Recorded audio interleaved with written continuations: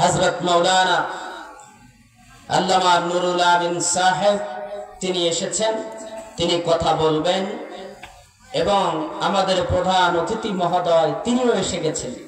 আমি সকলকে বিনয়ের সাথে বলছি, সবাই এসে বসে যাই।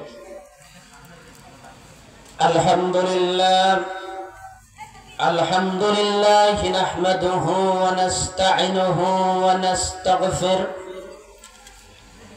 ওয়া নাউযু বিল্লাহি মিন শুরুরি আনফুসিনা ওয়া মিন সাইয়্যাতি আ'মালিনা।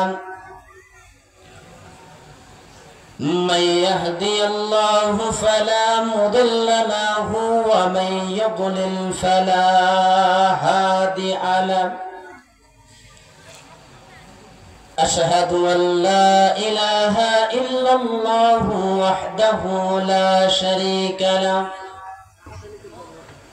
وأشهد أن سيدنا ونبينا وحبيبنا ومولانا محمدا عبده ورسوله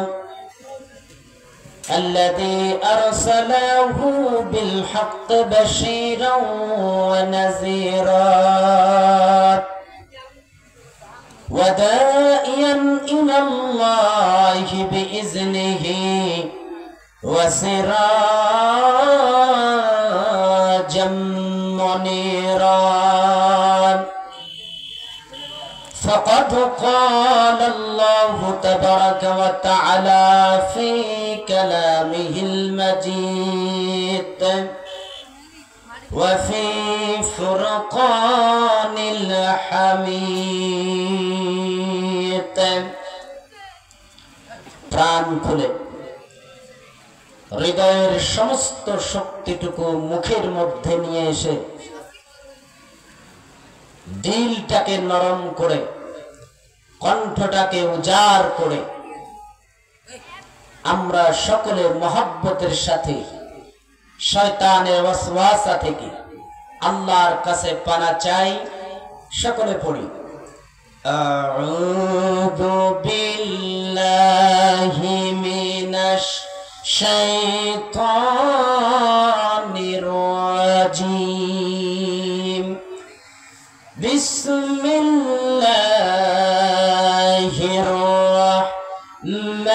রাহমানির রাহিম।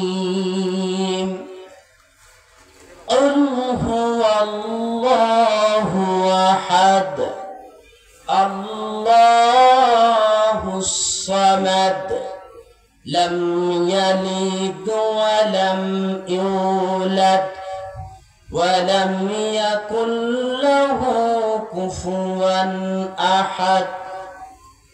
صدقت يا رب العالمين.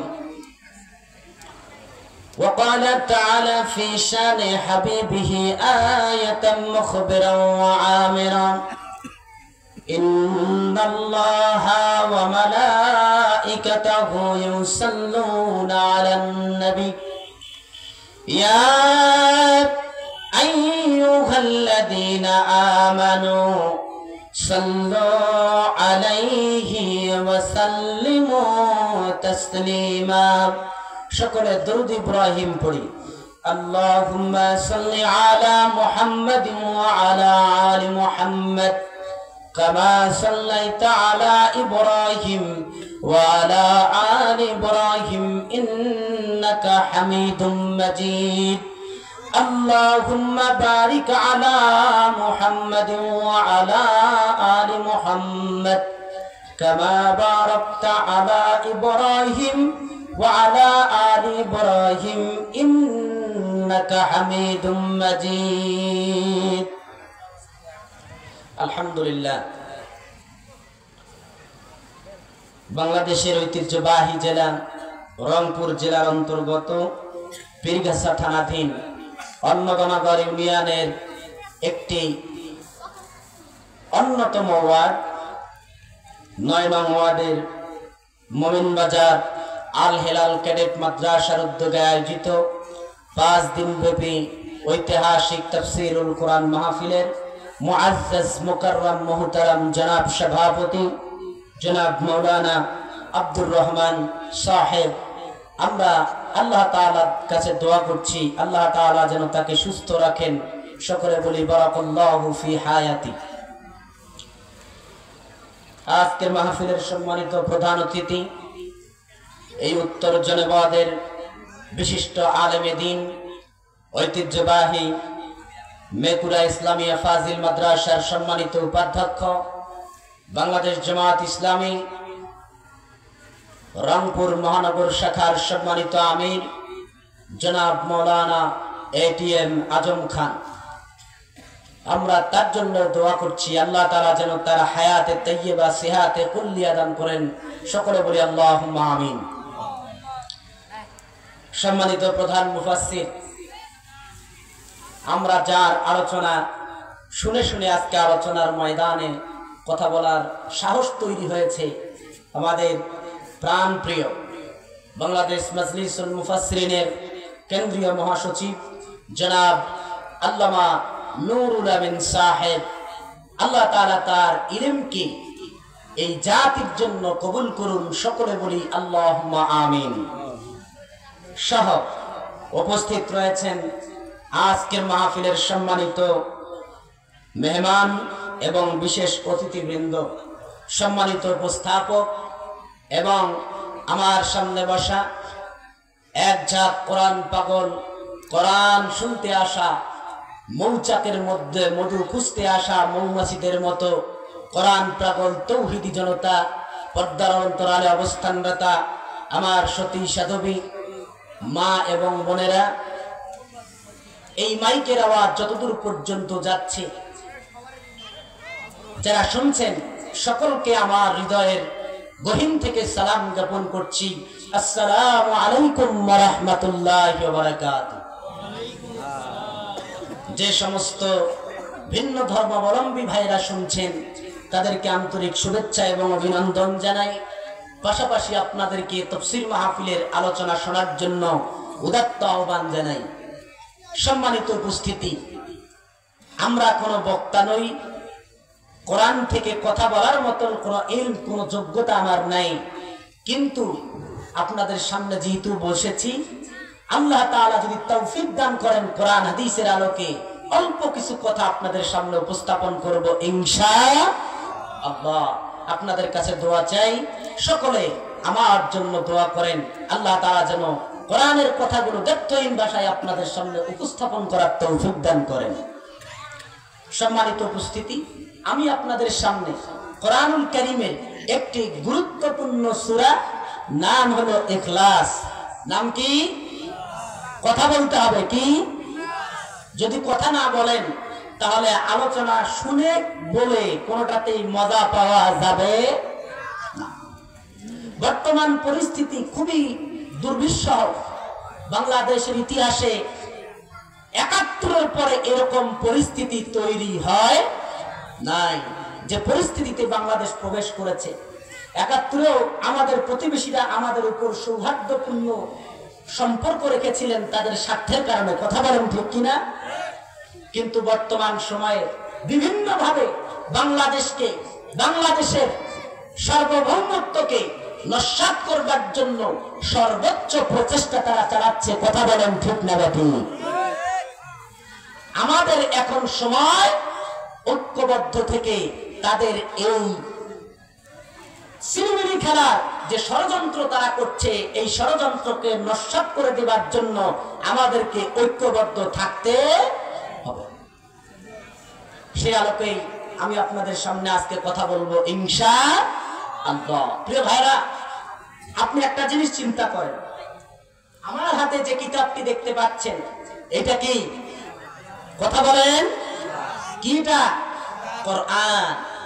এই পৃথিবীতে আপনি যত মতবাদ আছে, যত পথ আছে, সমস্ত পথ এবং পথ আপনি সবকিছু বাস্তবায়নের জন্য কথা বলবেন, কোনো সমস্যা নেই, কোনো প্রবলেম নেই, কোনো ধরনের বাধাও দেয়া হবে। কিন্তু আপনি যখনই বলবেন লাহুল খালকু আল আমর, সৃষ্টি যার, আইন চলবে তার, যেই আল্লাহ তাআলা আমাদেরকে সৃষ্টি করেছেন, যেই আল্লাহ তাআলা আমাদেরকে রিজিক দিচ্ছেন, যে আল্লাহ তাআলা আমাদেরকে লালন পালন করছেন, আমরা তার আইন বাস্তবায়ন করতে চাই, তখনই শুরু হয়ে যাবে সমস্যা। কথা বলেন ঠিক না বেঠিক? শুধুমাত্র কোরআনের কথা বলতে গেলেই সমস্যা তৈরি হয়ে যায়। এজন্য আল্লাহ রাসূল সাল্লাল্লাহু আলাইহি ওয়াসাল্লাম তিনি যে দুনিয়ার জমিনে এসেছিলেন, তার উদ্দেশ্য ছিল আল্লাহর জমিনে আল্লাহর দ্বীন কায়েম করা। তিনি সেই কাজটুকুই তিনি তার জীবনে করেছেন। এই কোরআনুল কারীমের একটি গুরুত্বপূর্ণ সূরা, সূরার নাম ইখলাস। কোরআনুল কারীমের 112 নম্বর সূরা। কয় নম্বর? 112 নম্বর। এই সূরাটা নাজিল হয়েছে রাসূল সাল্লাল্লাহু আলাইহি ওয়াসাল্লামের মক্কি জিন্দেগীর প্রাথমিক সময়। কোন সময়? মক্কি জিন্দেগীর প্রাথমিক সময়। এই সূরা নাজিলের পিছনের কিছু কারণ আছে, ঘটনা আছে, সেই দিকে আমি যেতে চাই। একদিন আল্লাহর নবী রাহমাতে আলম আকায়ে নামদার তাজদার মদিনা মুহাম্মদুর রাসূলুল্লাহ সাল্লাল্লাহু আলাইহি ওয়াসাল্লাম সাহাবায়ে কেরামদেরকে সঙ্গে নিয়ে তিনি এই রকম আলোচনার জন্য বসেছেন। রাসূল আকরাম নূরে মুজাসসাম সরকারে দো আলম দুজাহানের বাদশা তিনি মানুষদেরকে, তার সাহাবীদেরকে কোরআনের আলোচনা শোনাচ্ছেন। এমত অবস্থায় কাফের মুশরিক বেঈমানদের সর্দারদের মধ্যে একটি প্রতিনিধি দল আল্লাহর নবী আলাইহিস সালাতু ওয়াস সালামের কাছে আসলেন। আসার পরে বলছেন, ও মুহাম্মদ, তুমি একটা পরিচয় আমাকে দাও। উনসুব লানা রাব্বাক, তোমার রবের পরিচয় দাও। ওই আইয়ামে জাহেলিয়াতের সময় একটা বিষয় প্রচলিত ছিল, তারা যে রবের ইবাদত করত, তারা যে স্রষ্টার ইবাদত করত, সেই রব, সেই স্রষ্টা, তারা বংশানুক্রম জানতো, তাদের পিতৃ পরিচয় জানতো, তার পিতাকে, তার পিতার পিতাকে, তার দাদাকে, এরকম করে তারা আদম আলাইহিস সালাম পর্যন্ত জানতো। তারা তো মানুষের পূজা করত, মানুষের ইবাদত করত, যার কারণে তারা এই সমস্ত জিনিস জানতো। আর আমাদের নবী মুহাম্মদ সাল্লাল্লাহু আলাইহি ওয়াসাল্লাম তিনি শুধুমাত্র একমাত্র আল্লাহর ইবাদত করতেন। কথা বলেন ঠিক কিনা বেঠিক? তারা যে লাত, মানাত, উজ্জা, হবল এদের ইবাদত করত, তার বাবাকে সব জানতো। এই জন্য তাদের প্রথা ছিল, আমাদের রবের যেহেতু বংশ পরিচয় রয়েছে, আমাদের ভাতিজা মুহাম্মদ যার মত পথকে, যার বিধানকে কায়েম করতে চায়, যার বিধানকে আমাদেরকে দেখাইতে চায়, আমরা তার কাছে শুনবো। তার পথ কি? তার স্রষ্টার বাবাকে, তার স্রষ্টার মাকে, তার স্রষ্টার দাদাকে, এরকম করে তারা জানার জন্য চেষ্টা করত। রাসূল সাল্লাল্লাহু আলাইহি ওয়াসাল্লামের কাছে এসে জিজ্ঞাসা করলেন, ও মুহাম্মদ, তুমি বলো তো তোমার রবের বংশানুক্রম কি? তোমার রবের বংশ তালিকা দাও। আল্লাহ রাসূল সাল্লাল্লাহু আলাইহি সাল্লাম হতভম্ব হয়ে গেলেন। লাত, মানাত, উজ্জা তার বংশানুক্রম তিনি জানেন, কিংবা তার যদি বংশ পরিচয় চাইতো তাও তিনি দিতে পারতেন, কিন্তু তিনি যার বংশ পরিচয় চেয়েছেন তার বংশ বলতে তিনি কাউকে জন্ম দেন নাই, কারো কাছ থেকে জন্মগ্রহণ করেন নাই। যেরকম সুবহানাল্লাহ। খারাপ লাগতেছে? একটু সামনে আগে বসেন। ওই যে পিছনের ভাই বসে আছেন, ভাই তিন জায়গায় জায়গা ফাঁকা রাখা জায়েজ নাই, হারাম। এক নাম্বার, যেই জায়গায় কোরআনের আলোচনা হয়, কথা বলেন ঠিক না বেঠিক? সামনে যে ফাঁকা জায়গা আছে, এই জায়গায় শয়তান বসে আছে আর এইরকম করে গুতাচ্ছে। পাশেই তো বাদাম মেলা দেখা যায়, 10 টাকার বাদাম নাও, তুমিও খাও, পাশের জনকেও দাও, পারলে সারা মাঠের সবাইকে দাও। এইটা দিয়া বিশৃঙ্খলা তৈরি। প্রিয় ভাইরা আমার, 2 নম্বর জায়গা হলো নামাজের মধ্যে। এই নামাজের জায়গায় যখন আপনি বলবেন কাতারের মধ্যে ফাঁকা রাখা যাবে না, তখন সমস্যা আছে না নাই? কথা বলেন আছে। নামাজের মধ্যে ফাঁকা রাখা যাবে না। ওই জায়গায় শয়তান প্রবেশ করে আপনার মনের মধ্যে কুমন্ত্রণা দিবে, দেওয়ার পর বলবে আজকে বাড়িতে সারাদিন কি করছো, মাঠে কোথায় কি কাজ করছো। এক লোক প্রতিদিন এশার নামাজের সময় দোকান ছিল চারটা দোকানের হিসাব করে। ঘটনা চক্রে হুজুর সেই দিন 4 রাকাতের জায়গায় 3 রাকাত নামাজ পড়িয়েই তিনি নামাজ শেষ করবেন, শেষ বৈঠকে বসেছেন। ওই লোক চিন্তা করছে হায় হায় কাম সারছে, নামাজ তো 4 রাকাত হয়নি। সে লোকমা দিয়ে দিছে আল্লাহু আকবার। ইমাম সাহেব দাঁড়িয়ে 1 রাকাত পড়ে তিনি নামাজ পূর্ণ করে সুজদা দিয়ে নামাজ শেষ করেছেন। মানুষজন ধরল ব্যাপার কি, তুমি তো জীবনে ভালো মতো নামাজই পড়ো না, নাই টুপি নাই দাড়ি নাই পাঞ্জাবি কিছুই নেই তোমার, তুমি কেমনে বুঝলা যে হুজুর আজকে নামাজ 1 রাকাত কম পড়াইছে। তো বললো ভাই আমার দোকান হলো 4টা আর এশার নামাজ ফরজ হলো 4 রাকাত। কয় রাকাত? 4 রাকাত। আমি 4 রাকাতে 4টা দোকানের হিসাব করি, কেবলমাত্র 3 দোকানের হিসাব হয়েছে, নামাজ কোনোভাবেই 4 রাকাত হইতে পারে। এই জন্য আমার মনে হয়েছে হুজুর 4 রাকাত নামাজ পড়ায় নাই। তো এইরকম চিন্তাও আমাদের মনের মধ্যে আসে না নাই? কথা বলেন। ওই জন্য নামাজের কাতারের মধ্যে ফাঁকা রাখবেন, একজনের গায়ের সঙ্গে আরেকজন দাঁড়াবে। এইটা আমাদের সমাজে আমাদের মসজিদগুলোতে দেখা যায় না, কেন জানেন? আপনি যখন একজনের সঙ্গে কাঁধে কাঁধ মিলিয়ে দাঁড়াবেন, একজন ফকিরের সঙ্গে একজন শ্রেষ্ঠ ধনী দাঁড়িয়ে যাবে, তার মধ্যে কোনো অহংকার থাকবে? কথা বলেন, থাকবে না। কিন্তু আমরা এটা করি না। 3 নম্বরটা হচ্ছে স্বামী স্ত্রী যখন ঘুমাবেন, ঘুমানোর সময় মাঝে কোলবালিশ দিয়ে ঘুমাবেন। কথা বলেন ঠিক না বেটি? তোমরা তো বিয়েই করো নাই, তোমরা কেমনে বুঝলা ঠিক না বেটি? ভাইরা না, দয়া করে স্ত্রীর সঙ্গে ঘুমানোর সময় মাঝে একটা কোল বালিশ দিবেন না। তবে সন্তান থাকলে ভিন্ন কথা, এইটাকে আবার সাইডে দিয়ে একসঙ্গে ঘুমায়েন না, রাত্রেবেলা কখন পড়ে যাবে টের পাবেন না। এজন্য আপনাদেরকে বলতে চাই এই 3 জায়গায় ফাঁকা রাখবেন না। শয়তান আপনাদেরকে অল টাইম আপনাদেরকে কুমন্ত্রণা দিয়ে যাচ্ছে, বিভিন্ন ভাবে মানুষদেরকে, মুসলমানদেরকে পথ ভোলা করবার জন্য সর্বোচ্চ প্রচেষ্টা করছে। বাইরে আমার কাছে মনে হচ্ছে আপনাদের ওয়াজ ভালো লাগতেছে না, মানুষ শুধু বাইরে দাঁড়ায় আছে। এইখানে তো আমাদের ভাইরাল বক্তারা নাই, ভাইরাল হুজুরেরা নাই, যার কারণে আপনাদের আলোচনা মজা না লাগারই কথা। প্রিয় ভাইরা আমার, আল্লাহর নবীর কাছে যখন বলল ও মুহাম্মদ তুমি তোমার রবের বংশ তালিকা আমাদেরকে দাও, আল্লাহর নবী সাল্লাল্লাহু আলাইহি ওয়াসাল্লাম কোনো কথা বললেন না। তিনি একদম চিন্তাগ্রস্ত হয়ে গেলেন, মনটা তার বেজায় খারাপ হয়ে গেল, কেননা এই প্রশ্নের উত্তর তো তিনি জানেন না।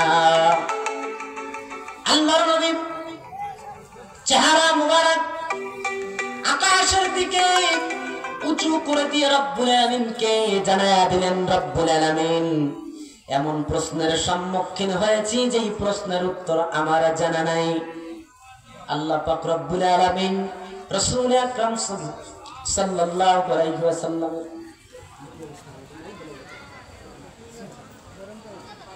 প্রিয় ভাইরা আমার, আল্লাহর নবীর সাহাবীদের সামনে বসে যখন আছেন, এমত অবস্থায় যখন তেনাকে এরকম করে প্রশ্ন করা হলো, তিনি তো প্রশ্নের উত্তর জানেন না। প্রশ্নের উত্তর না জানার কারণে তিনি আসমানের দিকে যখন তার নজরটা করেছেন, আল্লাহ পাক রব্বুল আলামিন একটা মুহূর্ত দেরি করে নাই, সঙ্গে সঙ্গে জিবরাইল আমিনকে দিয়া আল্লাহ পাক রব্বুল আলামিন সূরাতুল ইখলাস নাযিল করে দিয়েছেন। জোরে জোরে কান সুবহানাল্লাহ। সূরা ইখলাস নাযিল হয়ে গেল। সাহাবায়ে কিরাম রাদিয়াল্লাহু আজমাইন তারা চিন্তা করতে লাগলেন,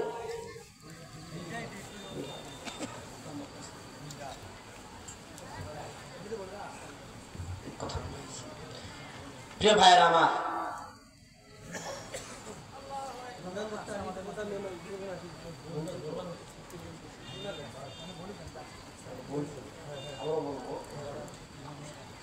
সম্মানিত উপস্থিতি, আসলে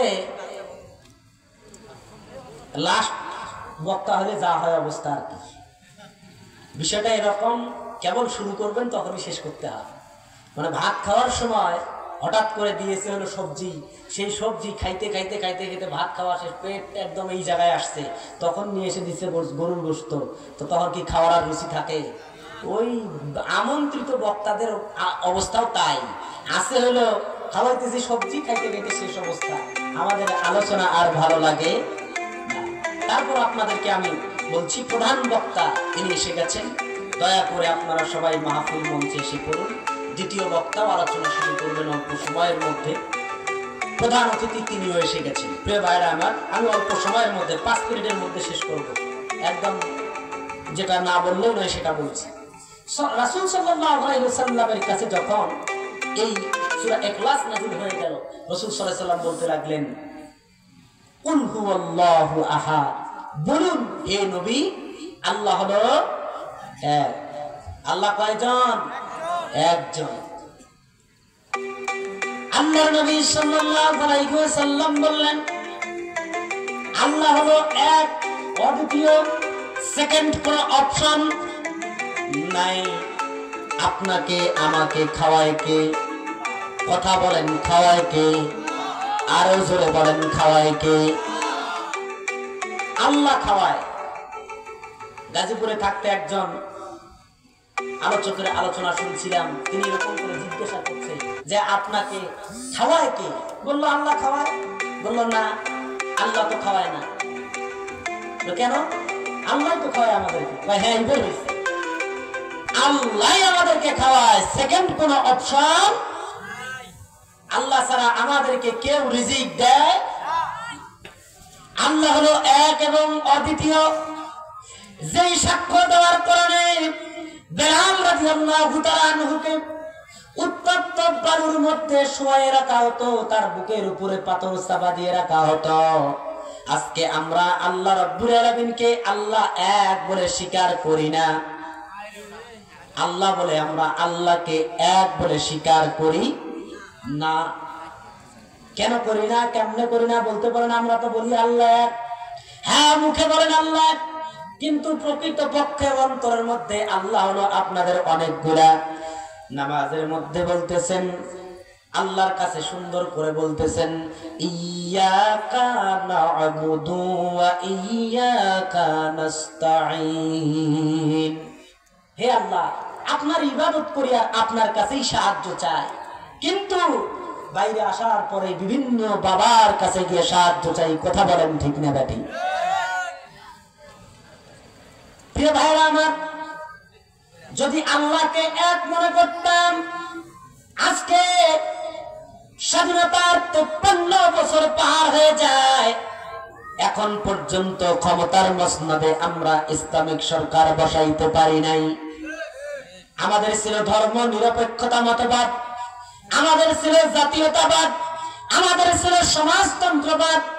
এই বাদগুলোকেই আমরা আমাদের লক্ষ্য বানিয়ে নিয়েছিলাম, আমাদের প্রভু বানিয়ে নিয়েছিলাম। এখন পর্যন্ত যে সংবিধান দিয়ে দেশ পরিচালিত হচ্ছে, সেই সংবিধানের মধ্যে স্পষ্ট করে লেখা আছে আমরা ধর্ম নিরপেক্ষতা মতবাদে বিশ্বাস করি। তাহলে আপনি কেমনে বললেন আল্লাহ এক? আপনি তো ন্যাশনালিজম, আপনি তো কমিউনিজম, আপনি তো বিভিন্ন ধরনের ধর্ম নিরপেক্ষতার মতবাদকে আপনি নিজের অন্তরের মধ্যে বসায় রেখেছেন। সময় এসেছে এখন, আর করোনা দেরি।